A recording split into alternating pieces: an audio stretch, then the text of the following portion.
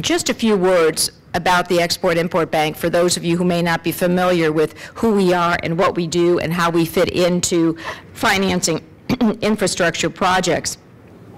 We're the official export credit agency of the United States, and quite simply, our mission is to help U.S. companies create and sustain U.S. jobs by helping to finance their exports around the world. Now, this is great news if you're a U.S. company or a U.S. exporter, because our mission is to support your exports. But it's also good news for all of you out there if you're a foreign buyer, because you can avail yourself of our financing for your purchases of U.S. goods and services. Now, just a few critical things that you need to know about XM financing. First of all, we provide debt, not equity. Secondly, our financing is always linked to U.S. goods and services exports. It can be a foreign company, an international company with a U.S. presence in the United States, hiring U.S.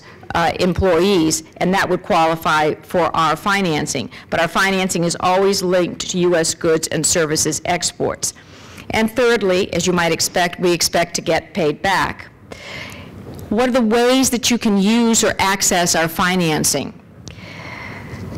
There are 5 primary ways that we at XM Bank can get comfortable with a credit decision.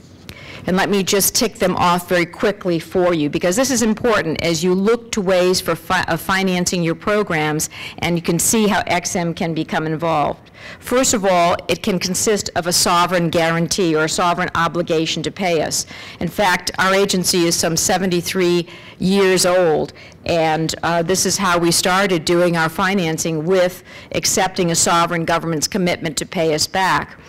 Now, any number of the projects that we've seen presented here today and yesterday are likely to be financed by governments, and we welcome those transactions on that basis. We've had some very interesting conversations with the delegation from Kazakhstan as an example of that as well. The second way we can get comfortable with a credit is on the basis of a corporate balance sheet. Based on the history of a company as reflected in their audited financial statements, we decide to extend credit to that foreign company for their U.S. purchases.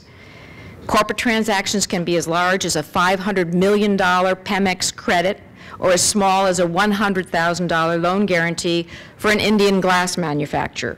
We have no dollar limits. This is something important to remember. We have no dollar limits on the transaction sizes. We are constrained only by, or guided only by, the amount of U.S. supplied content. And the third way we make a credit decision is on asset-based lending.